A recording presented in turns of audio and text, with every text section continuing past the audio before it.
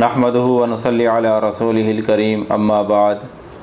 मुहतरम नाज़रीन, अस्सलामुअलैकुम वरहमतुल्लाहि वबरकातुहू। ख्वाब की ताबीर के सिलसिला में एक नई वीडियो के साथ मैं आपकी खिदमत में हाज़िर हूँ। आज की ये वीडियो ख्वाब में बैंगन सब्ज़ी देखने की ताबीर से मुताल्लिक़ है। ख्वाब में बैंगन देखने की मुख्तलिफ़ सूरतें हैं। अगर आप इन तमाम सूरतों की ताबीर जानना चाहते हैं तो इस वीडियो को मुकम्मल देखें। शुरू करते हैं आज की ये वीडियो।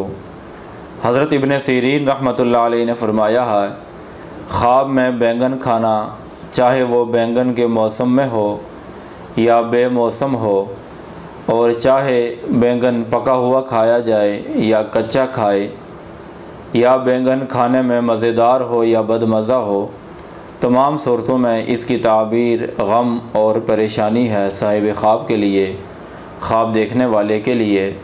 और साहिब ख्वाब जिस कदर ज़्यादा बैंगन खाएगा उसी कदर उसे ज़्यादा गम और परेशानी का सामना करना पड़ेगा।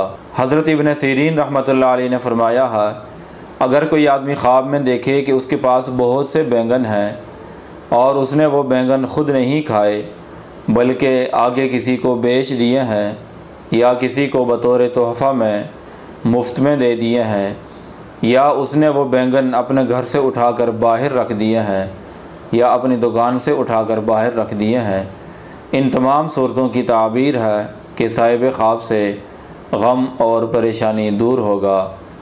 और अगर कोई आदमी ख्वाब में देखे कि वो बैंगन बाहर से उठाकर अपने घर में रखता है, या कोई आदमी बैंगन उसे तोहफ़े में देता है या वो ख़रीदता है, इन तमाम सूरतों की ताबीर साहिब ख्वाब के लिए गम और परेशानी है।